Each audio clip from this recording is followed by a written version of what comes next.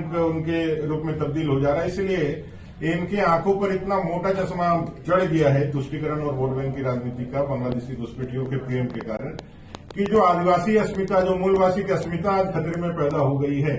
पूरे झारखंड प्रदेश में इनके घुसपैठ के कारण जो जनजातीय समाज में, आदिवासी समाज में, मूलवासी समाज में और उनके तमाम संसाधनों में, उनके जितने जीवन में यह जो धीरे धीरे दीमक की तरह घुस करके खोखला कर रहा है, इसको दिखाई नहीं दे रहा है।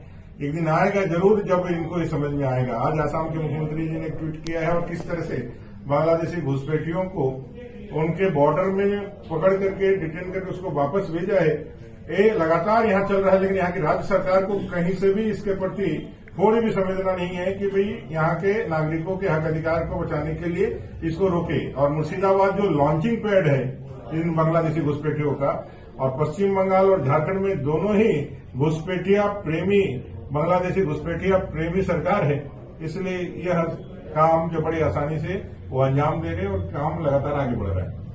दादा घुसपैठी की बात तो ठीक है, लेकिन बांग्लादेश में जो अभी हो रहा है, तो हिंदुओं के साथ वहां पे जो हो रहा है, इस पर अभी भी केंद्र सरकार भी कोई ठोस नीति नहीं बनाई। क्योंकि वो दो देशीय मामला है, वो भी एक संप्रभु राष्ट्र है और कभी भी भारत जो है किसी संप्रभुता पे कभी भी हमारा इतिहास नहीं रहा है। लेकिन मुझे पूरा भरोसा है कि आदरणीय नरेंद्र भाई मोदी जी के नेतृत्व में जो राजनीतिक कूटनीतिक जो रिश्ते हैं उसके माध्यम से वहां के करोड़ों हिंदुओं के जीवन को बचाने के लिए अभियान निश्चित रूप से या वार्ता या फिर डिप्लोमेटिक जो चीजें होती हैं जरूर हो रही होगी।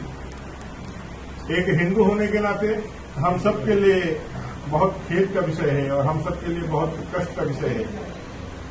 हम देखते हैं कि भाई जब गाजा जैसे क्षेत्र में या कहीं पर भी कोई इस्लामिक जिहाद के नाम पर टेररिस्ट कार्रवाई होती है तो वहां के लोगों के लिए भी लोग संवेदनाएं व्यक्त करते हैं। कांग्रेस के राहुल गांधी, प्रियंका गांधी खूब कुछ संवेदनाएं व्यक्त करते हैं। लेकिन बांग्लादेश में हिंदुओं पर अत्याचार हो रहा है।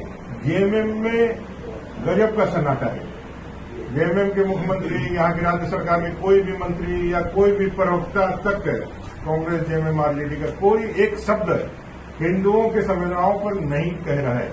आप समझ सकते हैं कि इन लोगों का डर कितना बड़ा है कि भाई मानवीय संवेदना को भी इन्होंने मानसिक रूप से वोट बैंक की राजनीति के लिए गुलाम बनने के लिए उनको दे दिया है। ऐसे ही लोग हैं जिनके कारण से देश इतने लंबे समय तक गुलाम रहा था। ये सारे जयचंद लोगों को समय आने से राज्य की जनता जरूर सबक सिखाएगी।